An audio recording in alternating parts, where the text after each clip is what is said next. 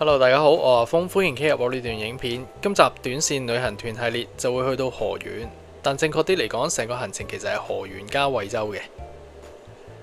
由深圳出發，搭大約個半鐘頭車到惠州食個飯先，再行一行景點。之後繼續行程，再搭多2個鐘頭左右，就會去到河源入住5星級酒店。呢個團呢係2日1夜嘅純玩團，主要嘅賣點就係入住5星級河源匯景希爾頓日林酒店，同埋食2餐嘅酒店自助餐。其餘景點包括行惠州嘅水東街同埋附近嘅合江樓。第日就翻返去惠州噶啦，參觀勁家莊之後就送返關口，行程相對簡單。今次呢，我都係喺深圳灣口岸集合嘅，係第一站嚟嘅，所以時間方面就比較早啦，朝頭早8點半。第二站就會去羅湖，集合時間就遲1個鐘，9點半。快上車接埋羅湖嘅團友就正式開始今次2日1夜河源惠州之旅。如果大家喜歡呢個系列，請幫忙讚好同埋分享呢段影片俾朋友，亦都歡迎大家留言。而未訂閱嘅朋友，好簡單，撳一撳訂閱掣就可以訂閱我嘅頻道噶啦。多謝大家嘅支持。上咗車之後，導遊就每人派咗支水，都唔錯啊，因為成個行程呢都係冇停休息站，口渴都有水飲下啊嘛。坐個零鐘頭車，大家都肚餓噶啦，嚟到惠州先食個晏晝。餐廳位於郊區嘅，餐廳名呢叫做東道主生態餐廳。今餐就係客家鹹雞宴。由於呢個團呢只有35人，分咗4圍台，平均8至9人一台啦。好啦，睇下有咩食先。先嚟個冬瓜湯，味道都偏淡嘅。另外有主角鹹香雞，仲有鵝、梅菜扣肉。呢個飯都幾得意啊，同普通炒飯呢唔同，咬落都幾煙韌。客家菜當然唔少得客家釀豆腐，仲有煎蛋、蒸肉丸、蒸魚、茄子煲、炒時菜，最後仲有生果西瓜食添，都夠晒甜。食飽就出去行下啦，見到出邊有個雞棚就埋去影影。呢啲香港都比較難見到啊。行落啲就有個茶壺，雖然真係唔係好靚，但都原來有代表性嘅。據網上資料顯示，呢度係茶葉貼觀音嘅種植茶園。如果有機會體驗一下製茶都唔錯。食飽就行啦，出發去行程第一個景點水東街同埋合江樓。途中呢會經過而家畫面另一著名景點惠州西湖，望落個景都幾靚。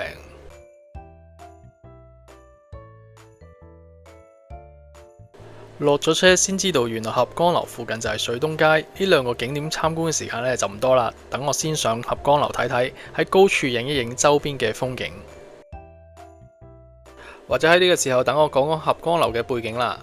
合江樓樓高9層，據網上資料所講，合江樓原建於宋代嘅，但係中途經歷咗戰亂、洪水，加上日久失修，最終就喺民國時期呢嚴重損毀消失咗啦。而家見到嘅合江樓呢係仿古設計重建嘅，外觀模仿明清風格。但係點解叫合江樓呢？只係因為合江樓位處東江同埋西之江嘅交匯處，所以就有呢個名啦。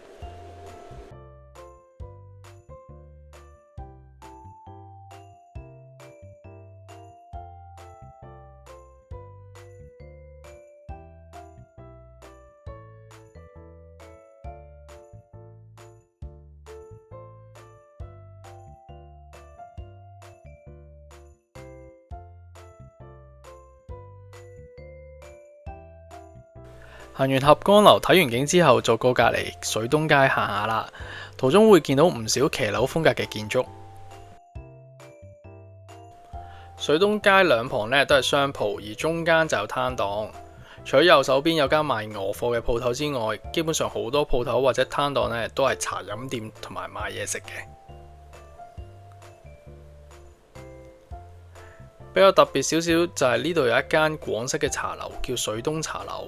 唔知同我哋香港酒樓點心種類或者味道呢有冇分別啦？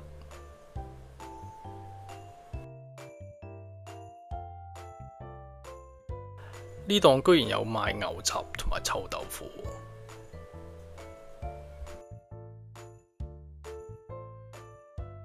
呢條水東街嘅騎樓就唔似古舊建築啦，似係後期起咗嚟或者有裝修過嘅，因為外牆嘅顏色同埋個新舊程度同我之前喺第二度地方見過嘅唔同。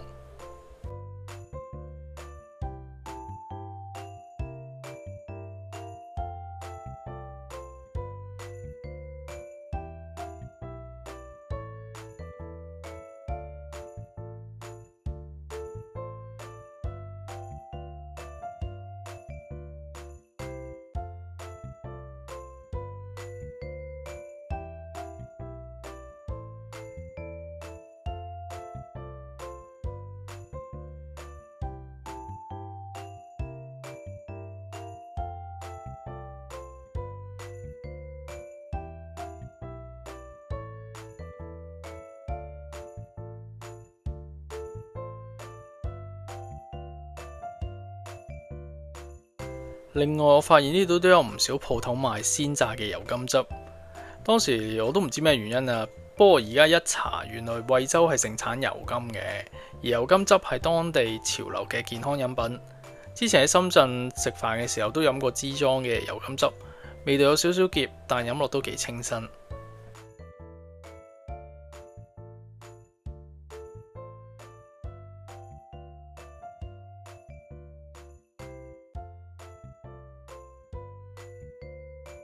行到嚟呢度都差唔多啦，係時候掉頭行返出去，趁仲有少少時間行埋江邊，欣賞下惠州嘅風景。接住落嚟，我哋就上返車，繼續行程，去到河源入住酒店。今晚嘅酒店呢係一間5星級嘅酒店，叫做河源匯景希爾頓日林酒店。酒店嘅外形同埋大堂都好靚，真真正正有種5星級嘅感覺啊！攞埋房卡就可以上房睇下間房點樣啦。上到嚟，等我做個簡單嘅 room tour。一入門口右手邊就係浴室同埋廁所，望落都夠晒大，裝修 OK 嘅。裏面仲有個浴缸可以浸浴，浴缸都好大啊，成個人瞓晒落去都得。不過咁樣反而要小心少少啦。台面就有基本嘅用品，例如牙刷、牙膏、棉花棒同埋浴帽。面巾就掛咗喺右手邊牆身，風筒就放咗喺右手邊嘅櫃桶裏邊。呢度有浴巾啦，同埋防滑墊。再睇埋廁所同埋隔離嘅淋浴間，廁所都夠晒空間，乾淨整齊。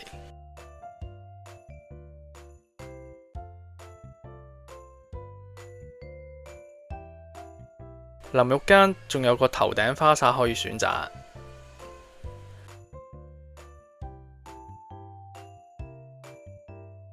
另外有齊洗頭水、沐浴露同埋護髮素。嚟到每一間酒店，我都會試一試花灑嘅水力夠唔夠，同埋熱水快唔快有，因為都好影響成個體驗啊。呢度當然冇問題啦。出返去就有個大衣櫃，裏邊就冇夾萬，不過就有比較少見嘅熨斗，可能商務客比較多。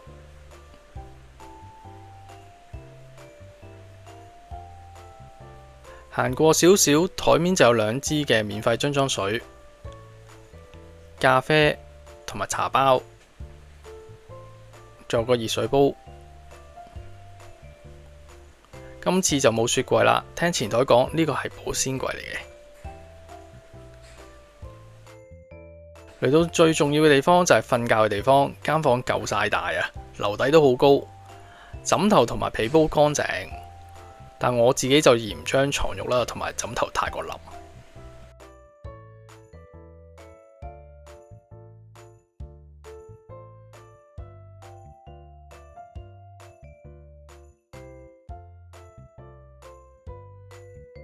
近窗位置仲放咗張大梳化，可以望到樓下嘅戶外泳池。泳池睇落都夠晒大。雖然望出去都係樓景，不過都尚算開揚。有一樣嘢咧，平時酒店房一般都會有噶啦，不過呢間酒店就特別啲，佢就係拖鞋啦。先唔好講環唔環保呢樣嘢，對拖鞋個底真係夠晒厚啊，着起上嚟都好舒服。講下今晚晚餐啦，晚餐就會喺酒店食酒店嘅自助餐，餐廳喺酒店嘅1樓，時間方面就由夜晚6點食到9點，3個鐘都夠時間嘅。今期自助餐嘅主題係東南亞食品，呢個主題都幾啱我，唔知大家又啱唔啱呢？一入門口就係甜品區，有大家熟悉嘅椰汁黑糯米、千層糕、迷你芒果糯米飯，仲有小朋友至愛嘅朱古力噴泉。再行過啲就有各式嘅西式糕點，種類都算幾多啊，每樣都細細件，咁就可以試多啲啦。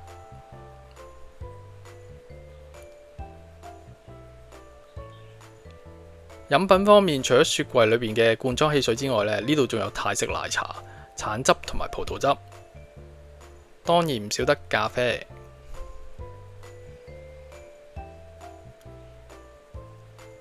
另一邊仲有葡撻同埋幾款嘅麵包。冷盤方面就有日式嘅泰卷，呢度都有幾款。另外仲有三文魚、希靈魚、青魚刺身。西式嘅沙律同埋生果都有。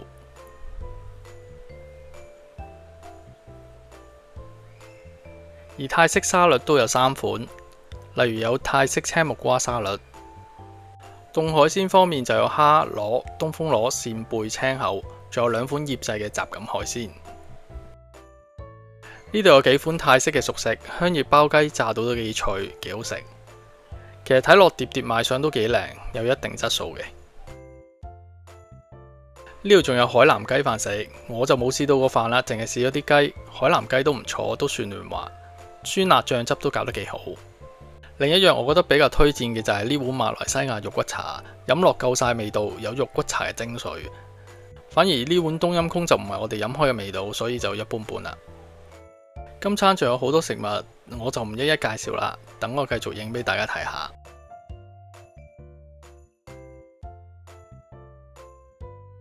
蒜蓉燒生蠔都幾受歡迎，好多人排隊攞嘅，食落都幾肥美。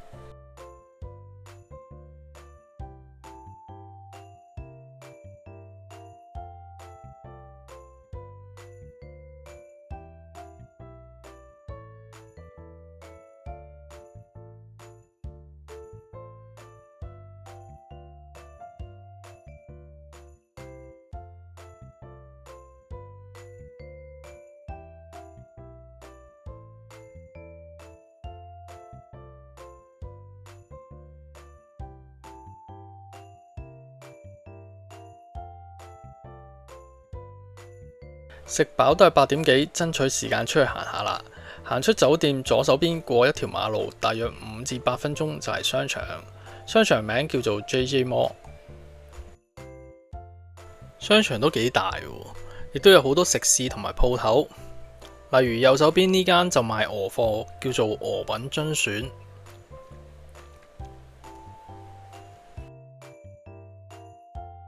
前邊有一間都比較熟悉嘅趙記全城，食中式甜品，出名食薑汁撞奶。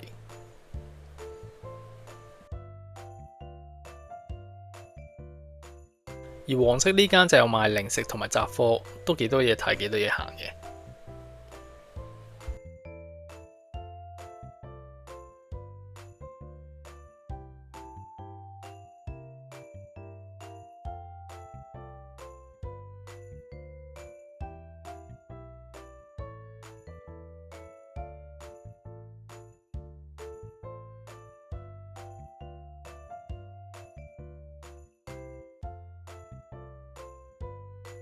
而鋪頭方面，除咗食之外，亦都有賣鞋同埋賣衫嘅。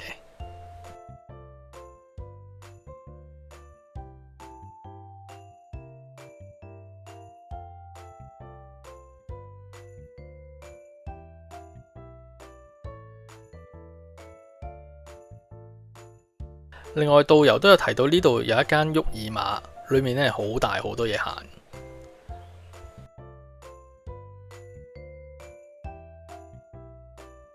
雖然落緊雨，但係都出去戶外廣場望一望啦，望到都幾旺下。呢度有唔同嘅茶飲店，好多人都會坐低飲杯嘢傾下偈。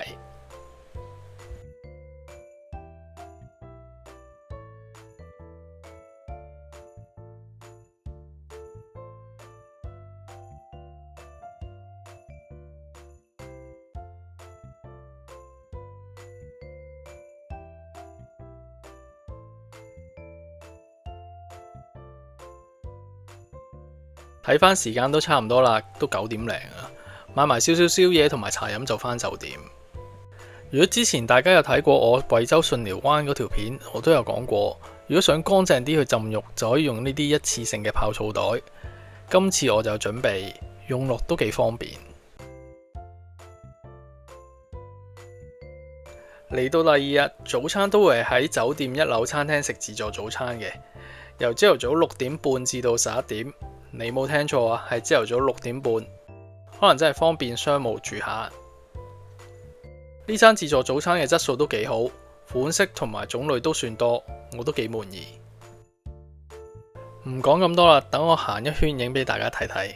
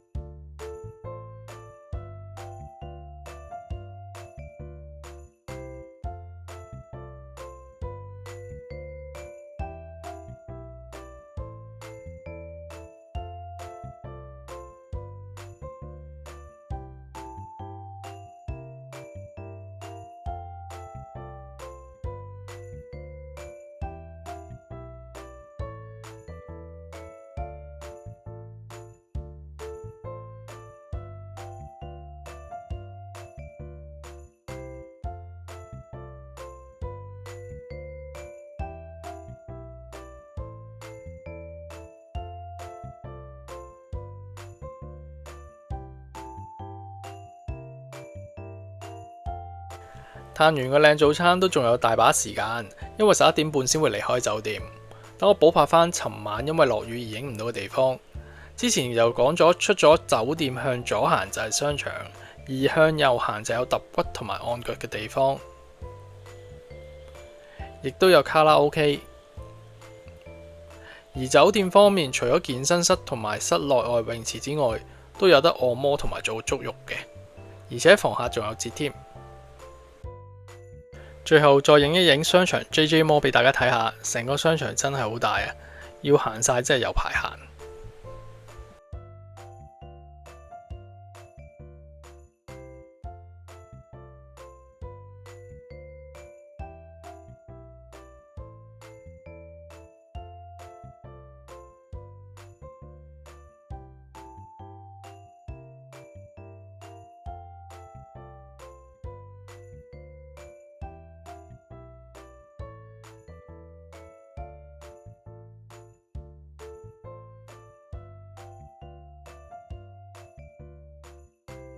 都夠鐘返去 check out 離開酒店，下一站就會去食晏晝。呢一餐就會係東江河鮮特色宴。餐廳嘅佈置都幾有中國特色喎，好有喜慶嘅感覺。另外有幾條魚游嚟游去，都幾生動。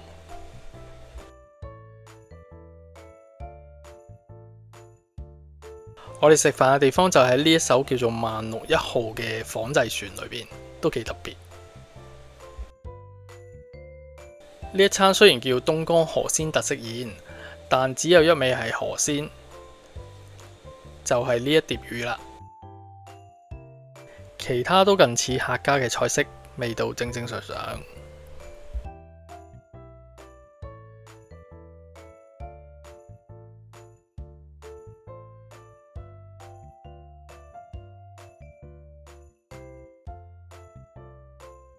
餐廳有好多魚缸，裏邊咧養住都係萬綠湖嘅魚，有魷魚，條魚都好肥好大。另外有黃角魚、桂花魚同埋鱔。隔離有牌寫住生炒萬綠湖鱔黃，好似好吸引，可惜冇得試啦。另外仲有鱘龍魚，頭先嗰啲就係食用魚，而家見到嗰幾條就係觀賞用嘅，條條魚都勁大條。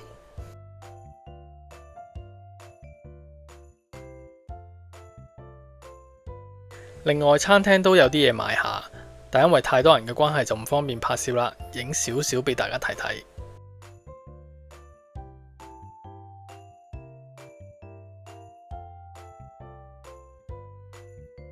最後一站就嚟到惠州嘅勁家莊參觀一下。勁家莊係由藝人何家勁先生創立，據店員所講，所售賣嘅都係天然無添加嘅健康食品。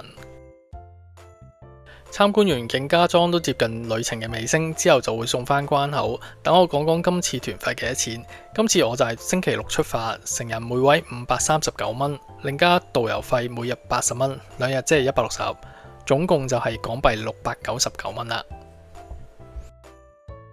今集就嚟到呢度啦，多謝各位收睇，請幫忙讚好同埋分享呢段影片俾朋友，歡迎未訂閱嘅朋友訂閱我嘅頻道，下集再見。